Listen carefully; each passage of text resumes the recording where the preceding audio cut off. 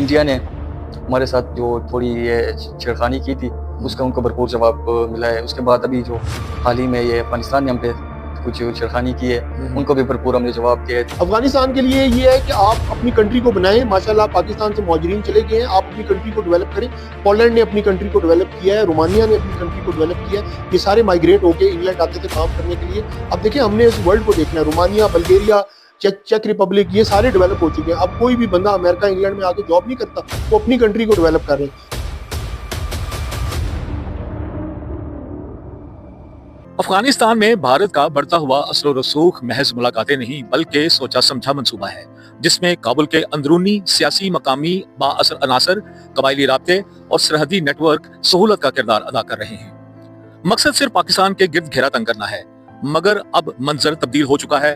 पाक अफवाज और पाकिस्तानी कौम अपने जोग्राफी नजरियाती असास की खुद हिफाजत करना जानती है और दुश्मन की हर साजिश, हर चाल का मुंह तोड़ जवाब देगी। उनको समझना चाहिए अफगानिस्तान को कि पहले भारत जो है हमसे मार खा चुका है, तो ये एक मुसलमान मुल्क है हमारे साथ, इनके ताल्लुकात ठीक होने चाहिए। हम एक एटमी कुव्वत है, हमसे इसराइल ये हो गए, भारत ये मुल्क डरते हैं, तो आप हमें हमारे साथ रहे, हमारे भाई लोग, हम आपका ख्याल रखते हैं। हमने पाकिस्तान ने आपको बेहतरीन ख्याल रखा है। अभी भी हमारे पास ये अफगानी है वो जो रोते हुए जा रहे हैं वापस अफगानिस्तान, तो इनकी गलती है सर।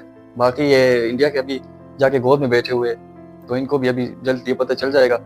तो हम तो अभी अटैकिंग मोड में, हमने तो छोड़ना नहीं है।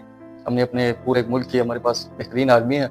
अभी इनको अपना मुल्क अपने स्टेबल करने के बजाय जाके इंडिया से फंडिंग ले रहे हैं, इधर पाकिस्तान में टेररिस्ट अटैक कर रहे हैं। तो इनकी अपनी खुद मुख्तारी के लिए मसला है। हमारा तो न्यूक्लियर पावर है, हमारे लिए कोई मुश्किल नहीं है, हमें कोई फर्क नहीं पड़ता।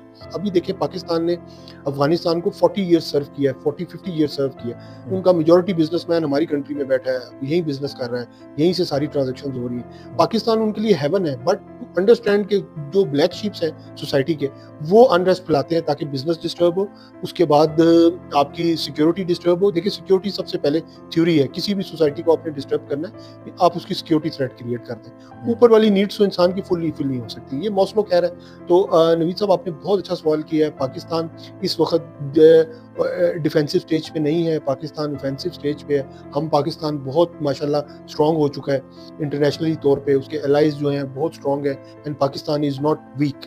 और पाकिस्तान जो भी वो जवाब जिस तरह भी पेंगे टिट फॉर टैट होगा। अब इंडिया ने एक चाय वाले बंदे को आगे रख लिया, चाय वाला तो यही हरकतें करेगा, उधर उस टेबल पे लड़ाई करा ली, उस कंट्री में लड़ाई करा ली, किसी से पैसे ले लिए, इसराइल से पैसे ले लिए, फलाने से पैसे ले लिए। देखिए world has to be change. Pakistan ने अपनी पॉलिसी, फॉरेन पॉलिसी बहुत अच्छी रखी है। पाकिस्तान को जो चला रहे हैं, जो पॉलिटिशियंस हैं, जो स्टेट्समैन हैं, they are very good, they are very clarity है उनमें, क्लैरिटी उनमें बहुत ज़हनी तौर पे मैच्योरिटी है एज कम्पेयर टू इंडिया। देखिए आप इंटरनेशनल मार्केट के अंदर आप बैठे हैं, अब एलॉन मस्क आ गया, अब फॉरेन ट्रेडिंग की, बिटकॉइंस की, अब मार्केट ही चेंज हो गई है सर।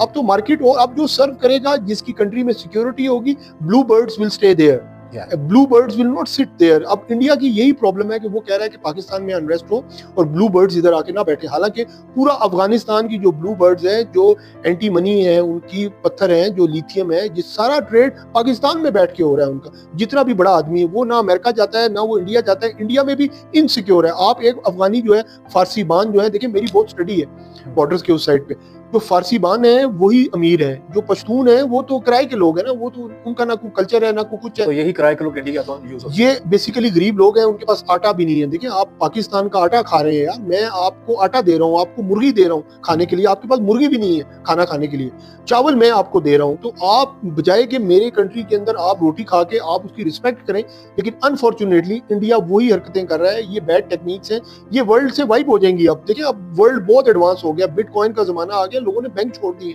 तो पाकिस्तान जो है पूरे वर्ल्ड के साथ भाग रहा है। पाकिस्तान अब इन छोटी छोटी बातों से ना तो डरता है।